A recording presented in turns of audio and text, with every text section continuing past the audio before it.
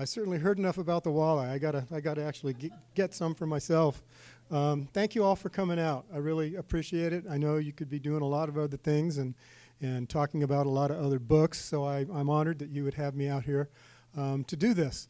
I'll tell you a little bit about myself and a little bit about the book, and we can have some questions at the end if you'd like. I like to clear things up real quick about my name. I go by Jeff. T. Jefferson Parker is my full legal name. It's on my birth certificate. But the T is strictly decorative. It doesn't stand for anything. And, kind of unusual. So by the time, 12, I said, Mom, what's with the T? Why'd you give me this name with a decorative initial on it? And she goes, well, your father and I thought that name would look good on the White House door. And she was being serious.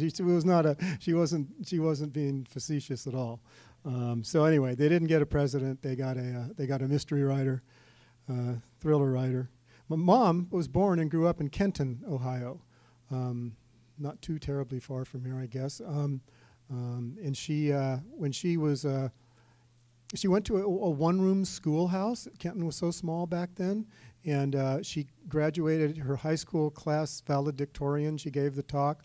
And when she was then, I think when she hit 18, just after graduating from high school, she and her friend got together one evening at Mom's house, and they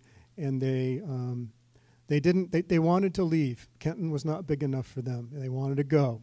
And so they dropped a map of the United States down to the floor and used, I think it was just a quarter, and they flipped it up, one of them, and wherever it landed, the deal was they were going to go there.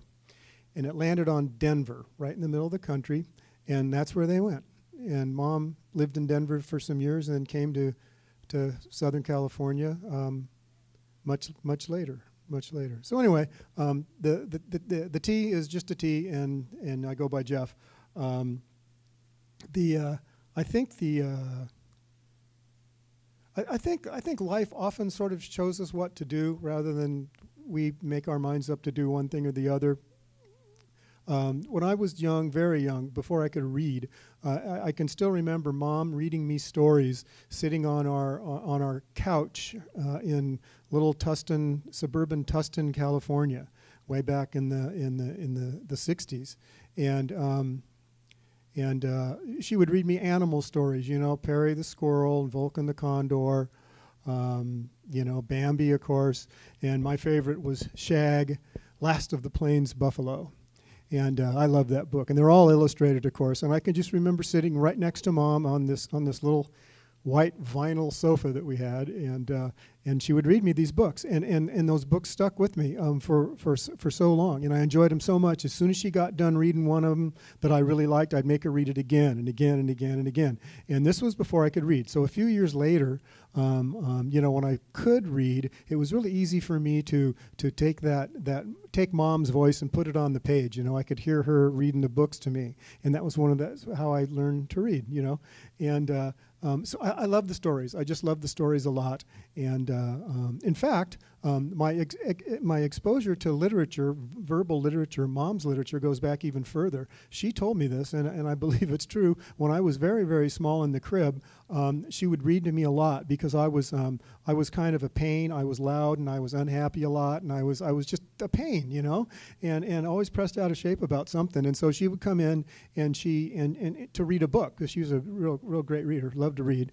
And she came in, and I would caterwaul and I would make noise and everything. And so she thought, well, I'm just going to read over him. And so she raised her voice and she read whatever she was reading at the time loud. And as soon as she started doing that, I would quiet and I would focus and I would listen to her read, even though I had no idea what a single word of it meant, And as an infant in the crib, my favorite book of hers was the hot novel Marjorie Morningstar. Do you remember Marjorie Morningstar?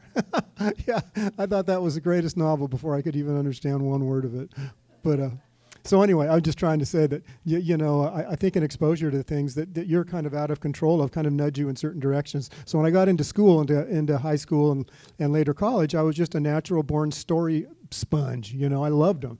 And so I enjoyed all my reading classes in junior high and in elementary school, and became an English major because I just figured I'd just be doing more reading. That's exactly what I was doing. And I got this notion as a sophomore in high school. One rainy day, I reported for duty in Miss Page's mythology and folklore class, which I had taken because I thought it would be an easy A. I didn't care anything about mythology or folklore, but I just took it because I thought it'd be easy. And Miss Page was a really kind, smart, well-educated person, passionately into mythology and folklore and the teaching of it to us. And we were just basic English class guys. This wasn't enriched anything. We were just like basic, kids.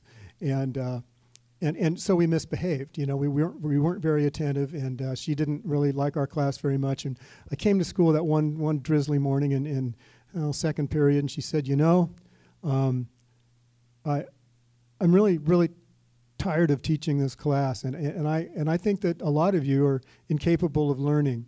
And so today, I'm not going to try to teach you mythology and folklore.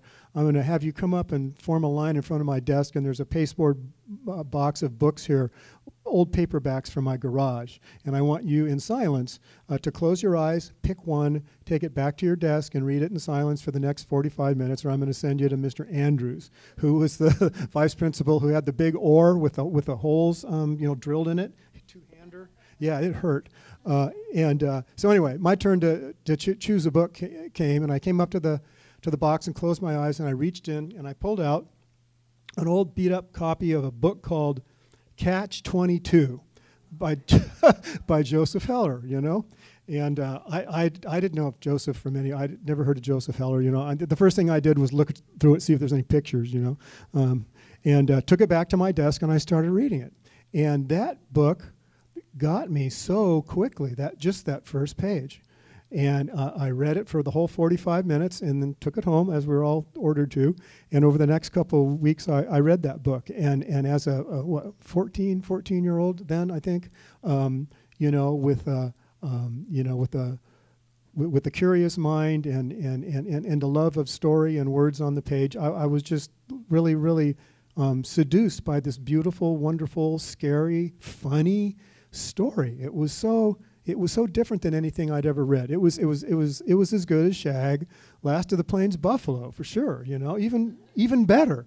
And so that book made me think. It sent a little spark into my brain when I was done reading it. And I remember walking the halls of Tustin Union High School, thinking that it may be kind of cool to be a writer, because if I could give to a reader, a fifth, 1/100th of the pleasure that I got from Catch-22 by Joseph Heller, I would have to consider myself a successful writer. I think that would be really something.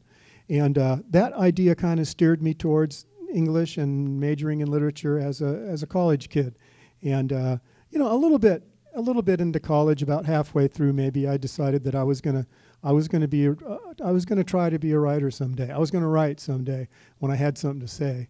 And so anyway, those forces, mom reading and a paperback, I could have picked out a different book and maybe things would have been different, or Mrs. Page would have tried, or Miss Page could have tried to teach us mythology and folklore that day.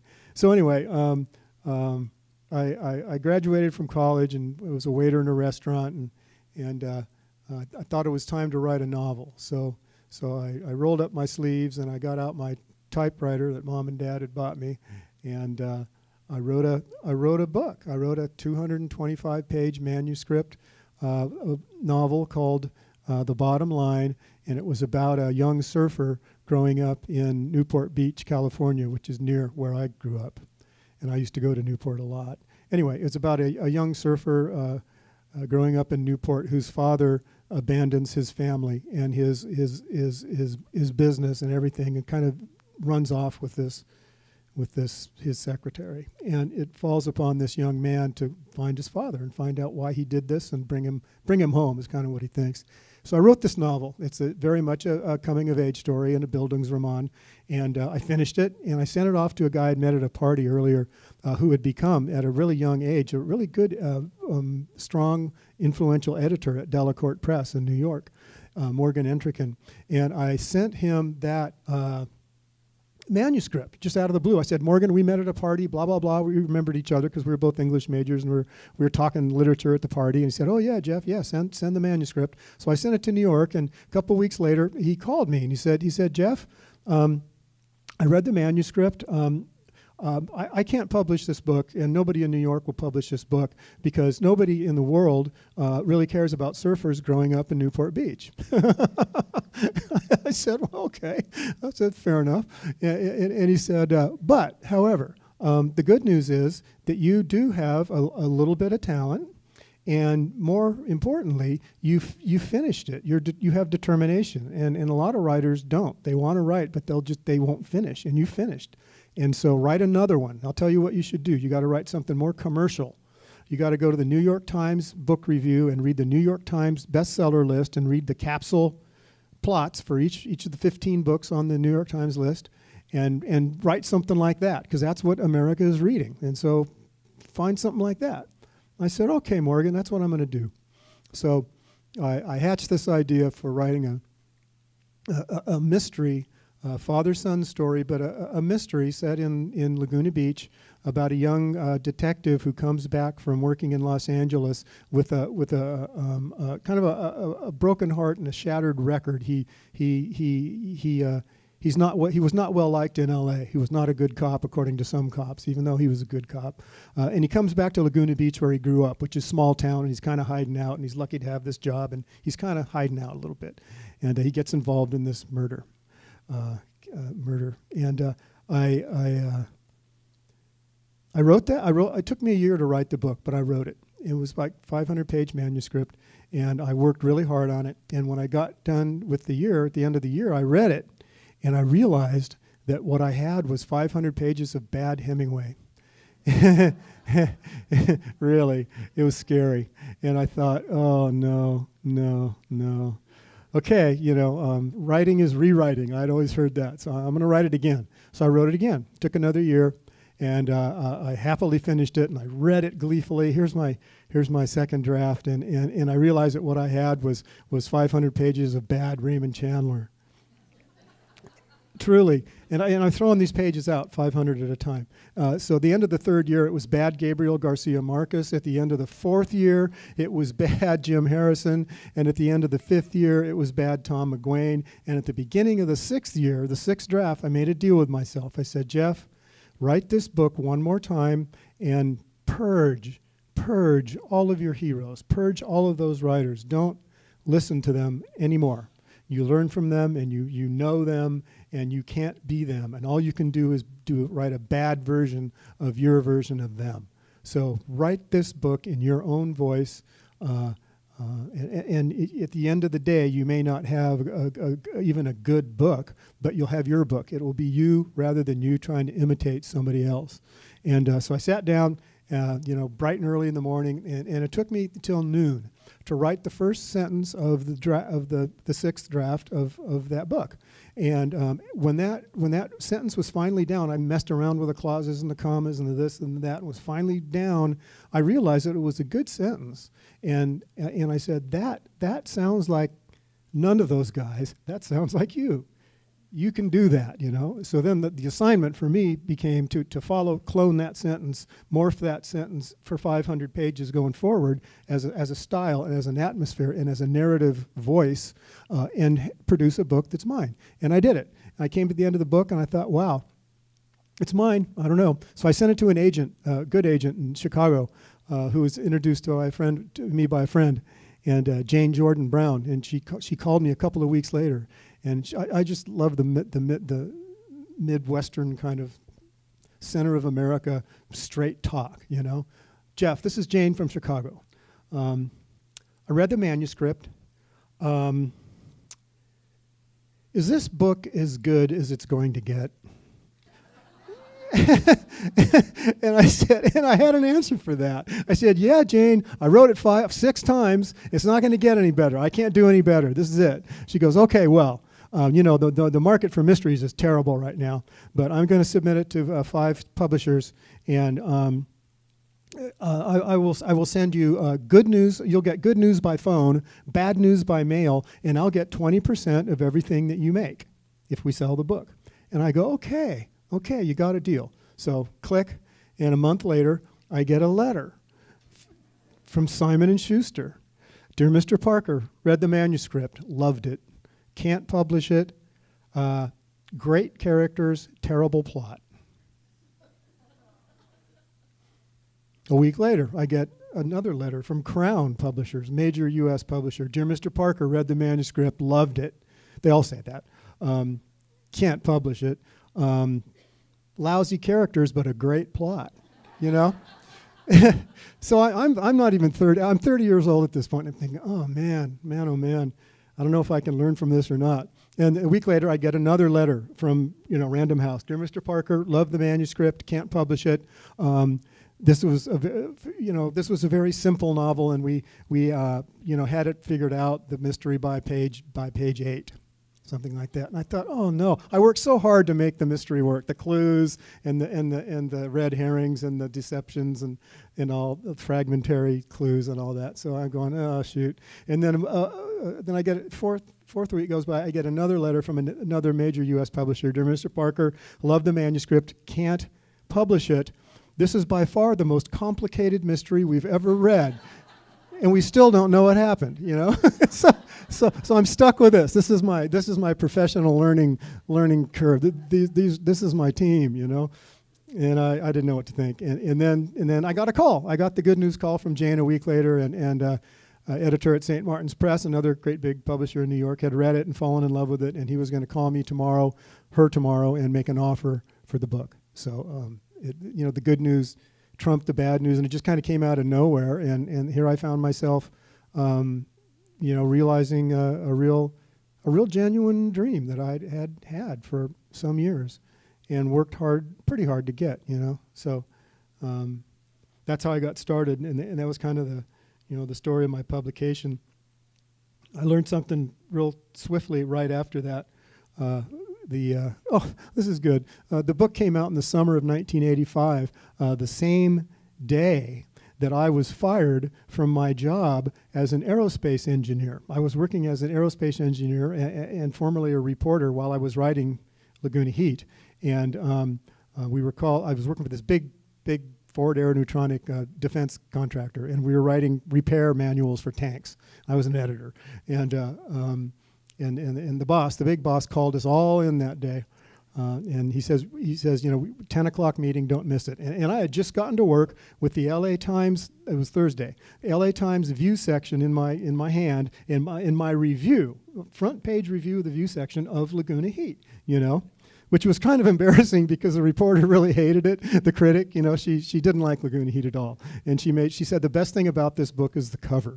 And so anyway, I've got my pan review of my first book, and I go out to the meeting that is called, and Tom Zangel, the director of the program, says, I talked to Casper Weinberger last night, Secretary of Defense, and Cap he's canceled the Sergeant York project, which is our project. He says there are too many malfunctions, and they don't want our anti-aircraft gun anymore. So you guys are all fired, but you can have your cubicle for 2 weeks and to make calls and get together a resume and see if you can find work somewhere else. So anyway, I got panned by the Times, published, and fired from my job all on that Thursday.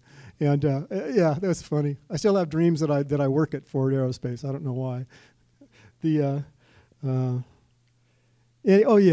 So then I'll get to the book in just a second. But the thing that shortly thereafter, the book has come out, and I'm thrashing around for another book idea. I gotta come with another book idea. My publisher wants another book, But I didn't have any book ideas, and so I'm thinking about it, and I'm making just barely enough. I'm fired. I don't have a job, and I'm making just barely enough money off of Laguna Heat to pay the bills, and so I need to come up with another book. And I'm in a little town, little city in Orange County, where I grew up, called Garden Grove, and Garden Grove is right next to Westminster, and they're just little podunk, Orange County suburban, towns. And I have to stop in a liquor store to get something. So I go up to the cash register, and the guy in front of me is a American war vet. This would be like 1985, 86. He's a Vietnam War vet. And the woman behind the counter was a Vietnamese woman. And I thought, this is kind of interesting. I wonder what's going to go on here, And so I eavesdrop like I do, and the guy steps up, and before he can tell the clerk what he wants, she reaches up into the old liquor stores, the bins of the cigarettes up above, and she pulled out a pack of Lucky Strikes, and she set it on the counter. And he said, "How'd you know that's what I wanted?" And she says, "Some things I just know." And I thought, whoa, there's a novel in this. And I spun that question and that answer into a novel called Little Saigon, and it's about it's a tale of intrigue and mystery and mayhem in Little Saigon, California. So the lesson that I'm trying to impart, to tell you that I learned was that if you stay awake and just a little bit nosy, you can stub your toe on a novel. You can find it. It finds you. And I've written now 20. This is my 28th book in print. Yeah, novel. And I've been given several of my novels as gifts, just by like in that instance of the clerk and the Vietnam War vet. You just kind of never know what you're going to find, and that's one of the things that I really love most about this job, being a novelist, which is really a lot like being a reporter, and that is that you're rewarded for being alert and awake and paying attention to things, and you never know where you're going to find something that's valuable and something that's good. And so what you do is you sort of go through your life on duty, and in a good way though, and because you're always looking for something. I carry a notebook in my back pocket and a pen in my front pocket, and I write stuff down when I see it just during the course of the day. I might find something here, or someone might say something here tonight that I can use. And I think that's a really neat way to live. It's a nice way to get up in the morning and to read the newspaper and go, yeah, that's my world. What's interesting in it? Go out, walk outside your front door and look around. Oh, this is my neighborhood. This is my town. My job is to create stories based on you guys, and so that's what I do. All of my books are set in Southern California. Southern California. They all deal with crime. Some more than others. Some are police stories. Some are private eye stories. Some are just regular Joe mixed up in a violent world stories. There's always an issue of crime though in most of them. The one exception is the book that I published last year, which is called 1,000 Steps, and it is a flashback, if you will, to 1968, the year after the Summer of Love, and it's a story about a young boy, 16-year-old, coming of age in Laguna Beach in 1968, surrounded by the hippies and the drugs and the Brotherhood of Eternal Love and LSD, and it's a real psychedelic growing up story set in 1968. And it was funny when the reviews for that book started coming out last year. Parker has written his first historical novel, and I thought, wow. I really am old. It was 50 years ago, I've written a historical novel based on my experiences in Laguna Beach when I was 14 years old. So again, I know that there was a story landing on me when I was 14 years old, going to Laguna Beach and observing all these crazy people doing crazy things. And that I didn't know it then, but that became my novel to begin writing in 2021. Literally, 50 years in the future. So anyway, gifts. I've had a lot of them, and I'm always looking for the next one. And nothing is harder than trying to come up with an idea for a new book. I write about a book a year, and it takes me. And of that year, the first 3 months I spend trying to get to the point where I can write the first line of the book. And you have to know a lot to write the first line of a novel. You have to know a lot. You have to know the story, kind of, the characters pretty well, the tone you want, a lot. There's a lot that goes into that first line that you need to have done. So it takes me 3 months to do that, and then it takes me 6 months to write the draft, 400 or 500 pages usually. I write fast. I learned that as a newspaper reporter. And I go back and I fiddle and I edit and I polish much later. So I write fast. I try to get 5 pages a day. That's a lot. That's 25 pages a week. That's 100 pages a month.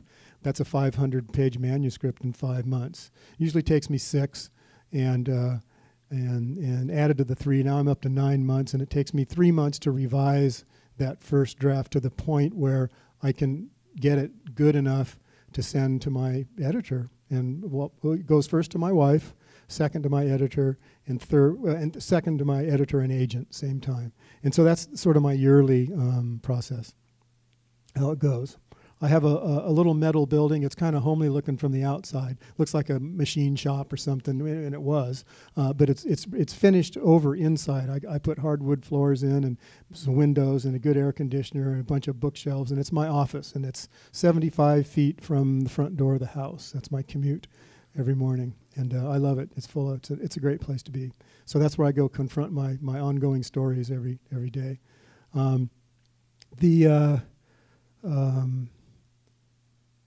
The rescue is interesting. It has it. Okay, here's another stub your toe on it. Here it is. This is writ large. Here's another gift.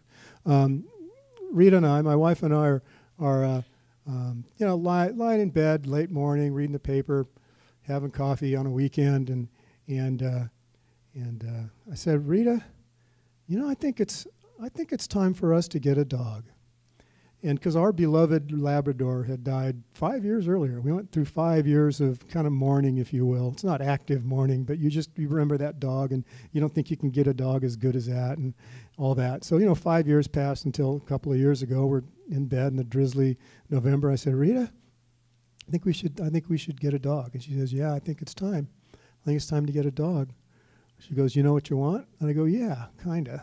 And I've been secretly reading the AKC book that I have at home, the big thick one of dog breeds that has every single dog that they recognize.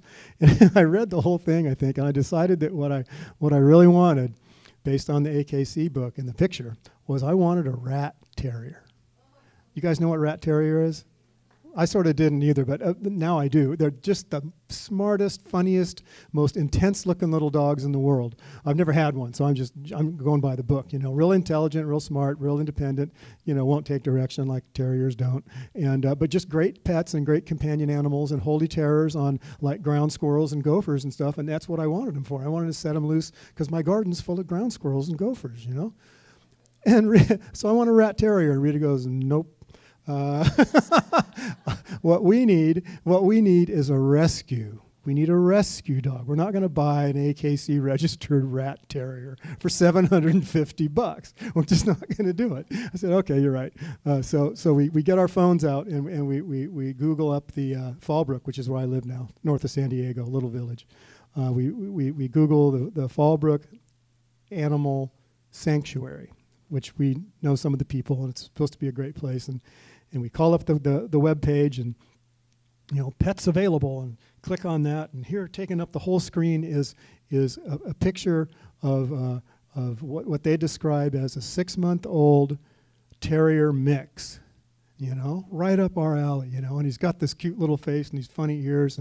And so we go down there. And he comes charging up to us, and he really likes us, and we fall for him instantly. He's 6 months old. He's 13 pounds, little tiny thing, and full of energy. And they say, well, this dog was rescued from the streets of Mexico, from Tijuana, just a few miles from where we live, 50 miles.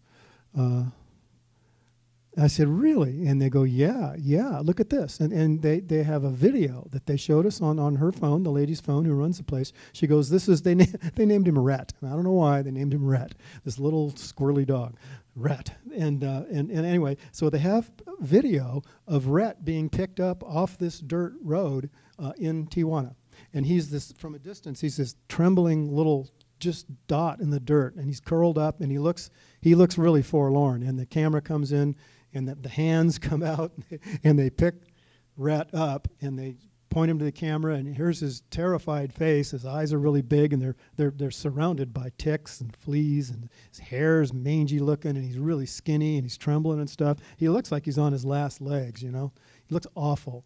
And so they rescued him and go, that's Rhett then. That was 6 weeks ago, and here's Rhett now. And Rhett's perfect now. You know, he's all coiffed and beautiful, and really healthy looking dog. And they got rid of all the problems that he had. You know, he had all the usual stuff that street dogs get. And so we brought him home, and he's turns out to be a really energetic, fun little dog. Very neurotic dog too, though. He's afraid of a lot of things, and you never know how he would react to things. You know, very suspicious. The first time he saw himself in a mirror, oh man, that was something. It was one of those floor length mirrors, like doors that slide open to a closet, and he looked at himself in there, and he growled at himself, and he attacked him. He'd never seen a mirror. I don't think he'd ever been inside a house. And so anyway, my dog owner's imagination, of course, as we all would do, would you start to wonder, what was this little dog really, what's he gone through? What was it like to be on a Tijuana street for 6 months? How did he even manage to survive? Probably born on the street. And then the imagination part of me, the writer part of me thought, God, that little dog could have been through all sorts of things in Tijuana. You know what a hotbed, a capital of violence and crime is Tijuana. I mean, God bless them. I'm not putting them down. I'm just saying that is one rugged city, man. That's a tough place. And so I got to thinking, whoa, what was his life like there? What could it have been? Could it have been something that I might want to write about? Can I invent a past for Jasper? We named him Jasper. Can I invent a past for Jasper that I can write about? And can I use the spirit of Jasper and a slightly enlarged body version of Jasper in a novel?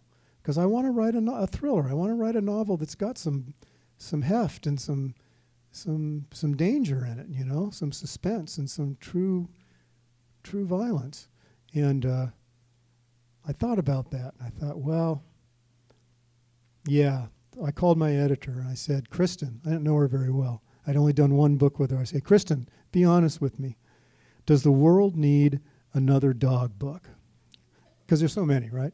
And she goes, world, yeah, sure. The world needs another dog book, no doubt. Because, as she explained to me, and I didn't even know this at the time, she had just published A Dog's Purpose, W. Bruce Cameron, and she had been publishing Spencer Quinn's dog mysteries, Chet and Bernie. Yeah, and the dog tells half the story. So Kristen has been publishing dog books for 10 years, and she is the New York City, she's the epicenter of dog book writing in New York. And I just happened to have her as an editor and didn't even know it. So there's another gift, oh yeah, well, by the way, I want to write a dog book. She goes, oh yeah, you should. So tell me what you got. So anyway, this is what I finally came up with. This is I'll try to do it right. I can never do it right. But this is my 1-sentence, 2-sentence pitch to Kristen, what I wanted to do.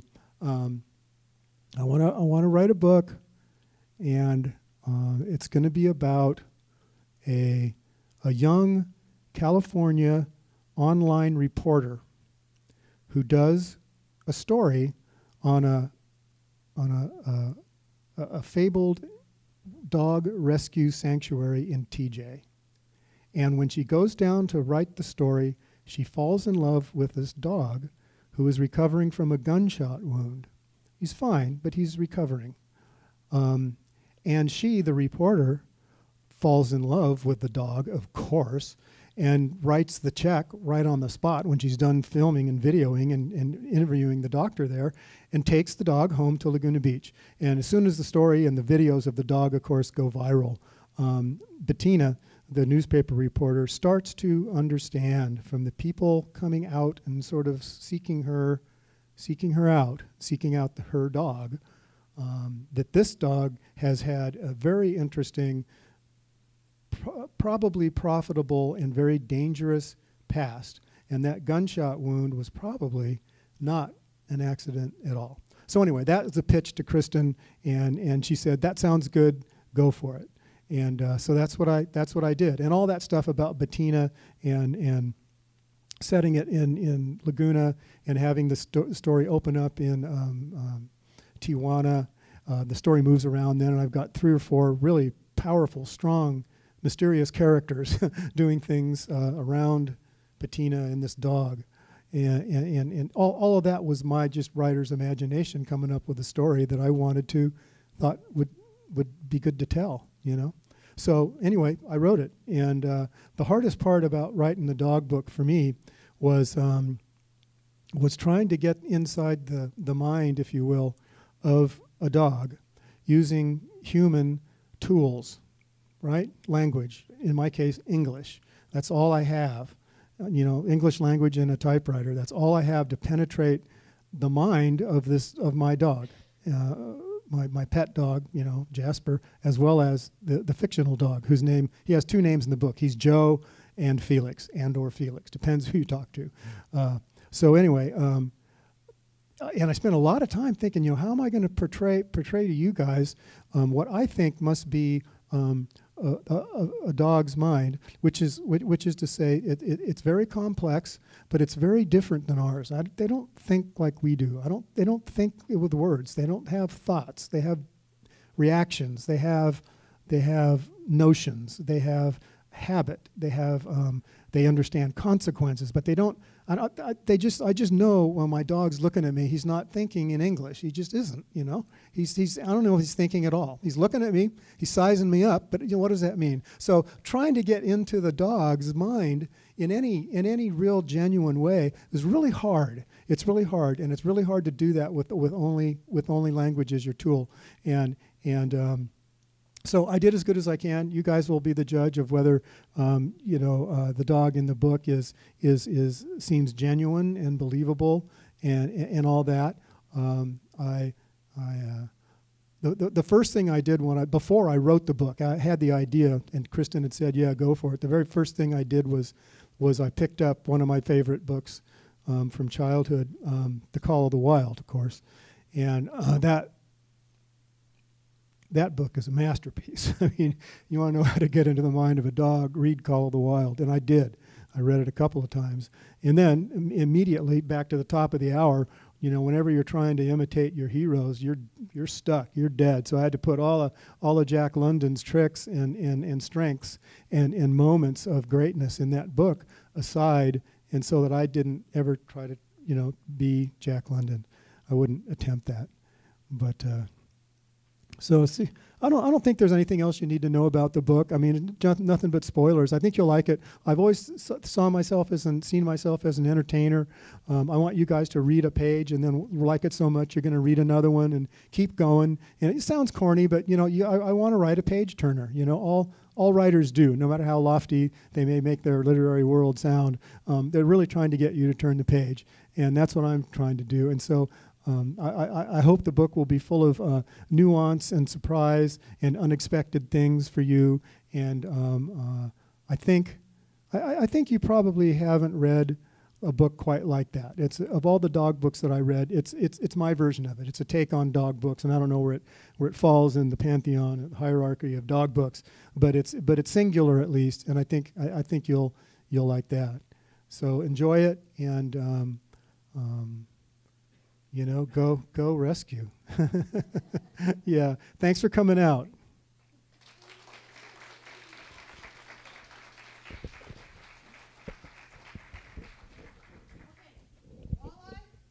Walleye, yeah, for sure. My first question, open for questions, guys. My first question is, have you ever thought about writing a book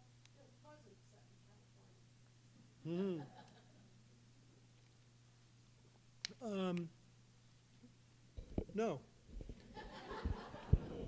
Because I've never really been. I don't know anywhere but Southern California, and I think where you are in the setting of a book is the most intimate relationship you can have with a place. I only write about places where I've lived or visited.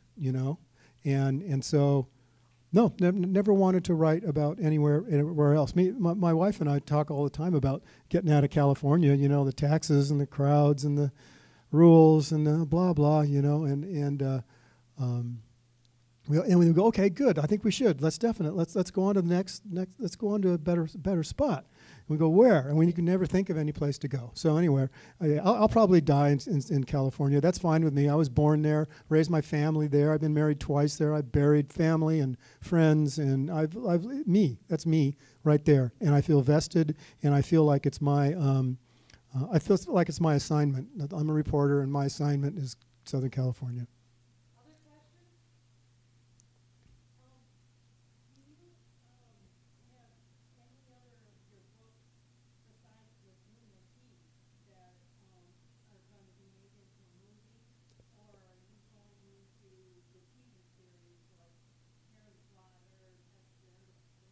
Yeah, she's asking about movies and TV in general. Yeah, my first book, Laguna Heat, was made into an HBO movie in 1987, many moons ago. You can find it somewhere. I don't know how, but it exists. Yeah, can you? Okay, thanks. I bet you Netflix could come up with it. Yeah. It's funny too. It's 1987, and the detective wears this funny suit and his striped tie. I don't know. It's a crack up. It's funny. It's a pretty good movie too. And then since then I haven't had anything made. I have right now, for example, have 4 or 5 different novels of mine being shown, taken around Hollywood by various agents, producers, writers. Trying to drum up interest with the studios, basically, and the networks and the cable and the streamers for my books. Some of them, and you never know when Hollywood is going to strike and like something. I don't know. What they want, and I if I knew how to write novels for Hollywood, I probably would, because it'd be really cool to have your books made regularly made into movies. That'd be awesome. But I have no idea really how to do that. So I just write the books that I like, and hopefully get some movie interest going. Now is not the healthiest time in Hollywood. I'm sure you've read about the strike and the kind of revelation over the months that the streaming services, which were so huge and powerful, are actually losing mountains of money, and the investors in Wall Street are dumping them left and right. So anyway, it's not a great time for TV and movies, but they always survive, and they live on books like this. They need it. This is their meat and potatoes. So we'll see. Other questions? Sir. After you get an idea, over 3 months before you write your first sentence, what do? Do you read other books, or do you talk to people, or go swimming? Yeah. Well, that's a good question. What do I do? The first thing I do is I get up in the morning, regular time, just like when I'm writing, which is 7, and I hit the office by 7:15 with my cup of coffee and Jasper, and I turn on my computer and I sit there and I read the paper real quick and check the weather, and then I start thinking to myself, what's good, what's interesting, what do you like, and I have clip files that I actually print from the computer, the newspaper. Just like clipping a newspaper was 20 years ago, I just print the story now, and I put it in these big plastic bins that I get from Target, and so they're full of stuff that I'm interested in, and I go through that, see what catches my eye, what feels good. I think and then during the course of the day when I'm doing various things, yard work, or sometimes I'm lucky enough to go fishing for a few days. I'm always chewing on it, always chewing on the story, and always kind of looking out, like I was saying, for something that catches my eye. It could be a headline, or it could be a comment in a liquor store, or it could be, of anything, and and slowly, you kind of narrow down what's, you go through those clip files, and this article this idea keeps coming up over and over again. You go, yeah, I think I might want to do that. Here's a good example. Decades ago, for my whole writing life, starting back in the 80s, I had been always fascinated with a billion different stories, but one of them was the story of Charles Hatfield, the rainmaker of San Diego. Do you guys know Charles Hatfield? Some of you nod yes, no. Real guy.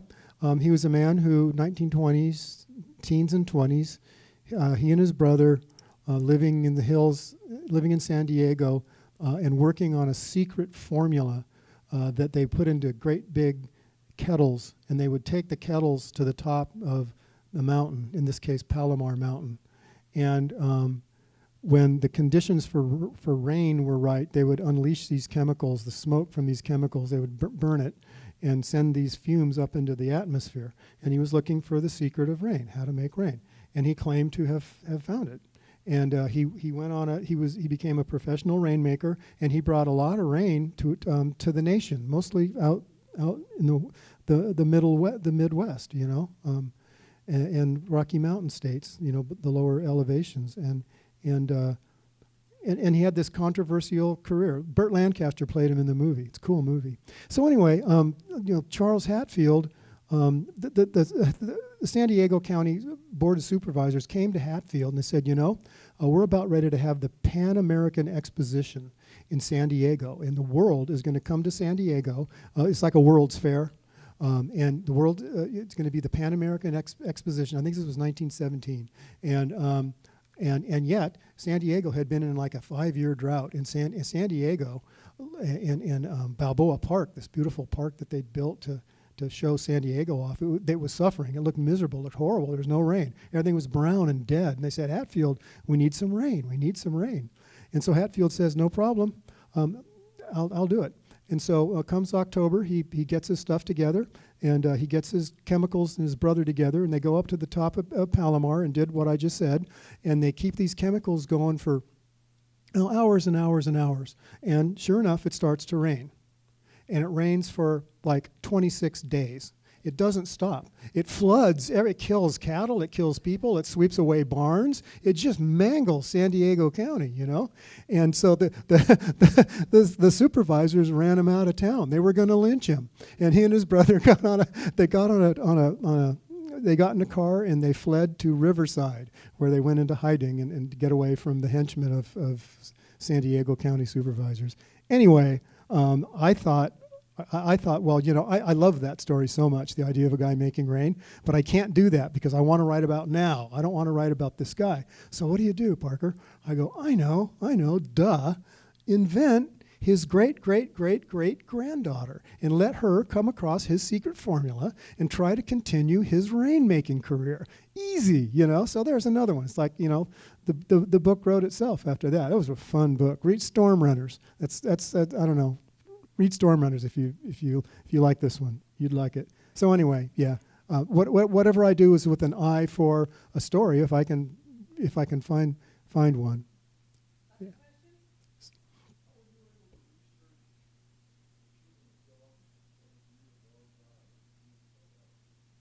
How was I able to research? Yeah, that was the trouble. I didn't have any research to do, I read, dogs, read about dogs, but there's nobody knows what they think or how they all we know is kind of how they behave, So this, in this case, inventing the interior world of Joe / Felix was strictly an act of observation and imagination on my part. All I could do is look at my little dog and go through, the many dogs that I've had before and just try to extrapolate what might be going on inside that tiny little brain, and that's all I had to go on. So that's what I did.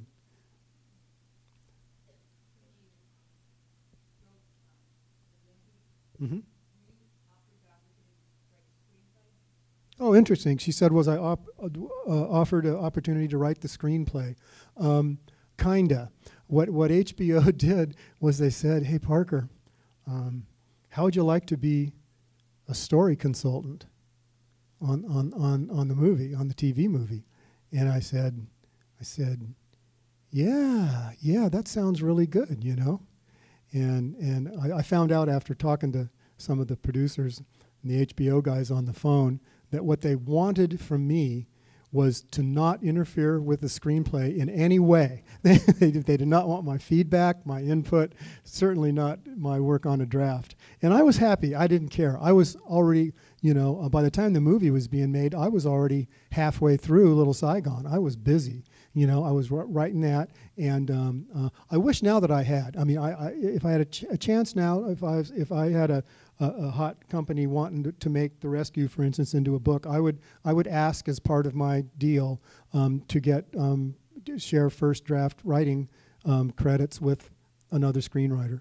Someone more experienced than I am, because I know truly that I don't know how to write for the television or screen. It's just different than what I do. I've read a lot of screenplays, and I think I could pick it up, but I would need to work with someone on it. So anyway, maybe someday you'll see a co-written by T. Jefferson Parker, or not. I'm happy writing books. All of the screenwriters that I know, and I know a lot of them, they want to be novelists, because the novelists are in control. Every word is ours. TV and movies it's a room. It's a writer's room. Conversely, every novelist I know, they'll do anything to get to Hollywood. They want to be screenwriters. It's funny. It's just like cops. When I first started interviewing cops, because I became a cop writer, police crime story, Laguna Heat, interviewing for that book and others. For early on, I realized that from talking to policemen and women that they're almost always willing to talk to you and tell you about their world and their work, as long as they trust you and they don't think that you're out to make the cops look bad or something. But as long as they trust you, they'll tell you what they know and everything. And usually towards the end of each interview, typically half the time at least, they'll say, I've been working on a story. Would you like to take a look at it? Because all the cops want to be writers and the writers want to be cops, and you know how it goes. Yeah. Well, Thank you.